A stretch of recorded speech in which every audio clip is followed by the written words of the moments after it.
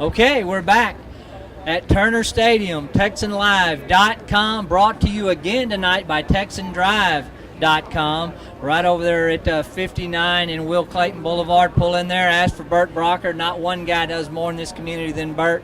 We're here at a lightning delay right now at Turner Stadium. We've brought in Robert Maniscalco from Memorial Hermann to explain a little bit about the lightning delay. It used to be if you didn't see it or hear it, you went and played, but that's changed quite a bit now. Robert, tell us a little bit about, because I certainly don't know, tell us a little bit about the delay and how that works and when they can start playing again. Okay, it really varies from stadium to stadium what mode they use for determining the delays, that type of thing. You know, with everything that's going on, technology and everything, the main factor is safety of the kids, safety of the fans, safety of everybody involved. With the modern technology, they've learned, you know, what the dangers are and stuff like that. Basically, you know, when lightning is within, depending on the settings, anywhere within 6 to 8 miles, they'll clear the stadium. They want you out of the bleachers, they want you under the bleachers or in your vehicles, that type of thing. Here at Turner Stadium, they use the Thor Guard system. It's a great system. That basically what it does, it measures electrical activity in the air.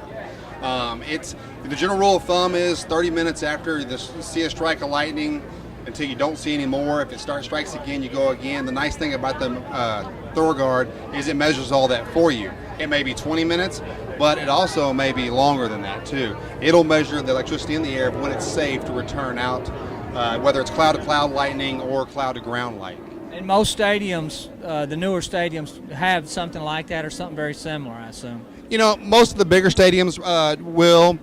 Some of Humble ISD is very, very fortunate. They have this system at every one of their high schools.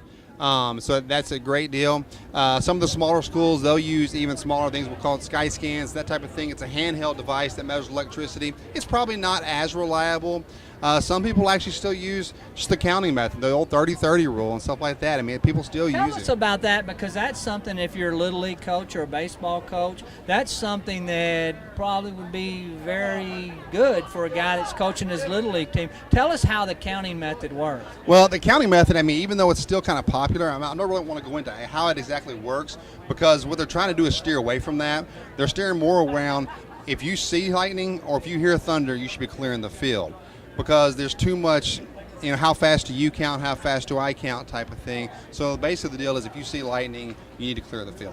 So, yeah, don't try to figure it out on your own. Just get out of there if the weather's bad. Right, because the thing is, I mean, you're around, well, no matter the field you're on, you're around goalposts, you're around soccer goals, and where is the nearest shelter at? And some people wait to the last minute, and by the time they get to shelter, because a lot of people forget, when you're walking around this like concrete right here, most people, the concrete has rebar in it. Rebar is metal.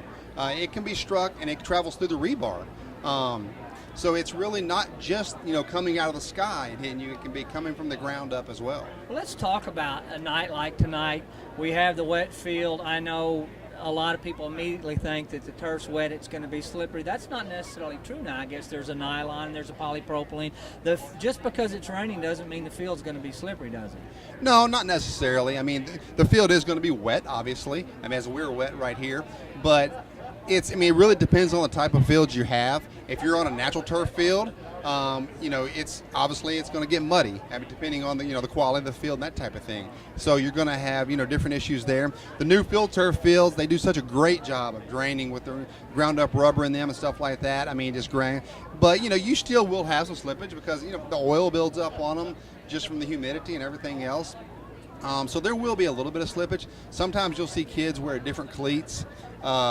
You know, whether a longer cleat versus a turf shoe. Like, cause most kids nowadays wear just plain turf shoes or regular cleats on this. Is there more injuries on a wet field, or is that just people want to believe that and it really is not true? You know, it really, really varies. Do you get sometimes, depending on the field again, some more strains and stuff like that for the simple fact of the slipping and falling. Kids that aren't real flexible, they go out there and they cut or something, they end up doing the splits that normally couldn't do the splits. You know, they'll get, you know, a hamstring strain, something like that. As far as general injuries, a lot of times it's less in the fact that, especially if you're on a natural turf field, because the ground is softer. And slower. And slower. Yeah, that's true. Now, tell me about what Memorial Hermann's got going on right now. I know you were past the physicals, we're past the concussion test, and what do we got going on right now in Humble ISD and in high schools? Well, I mean, actually, the concussions they're never gone. They're ongoing.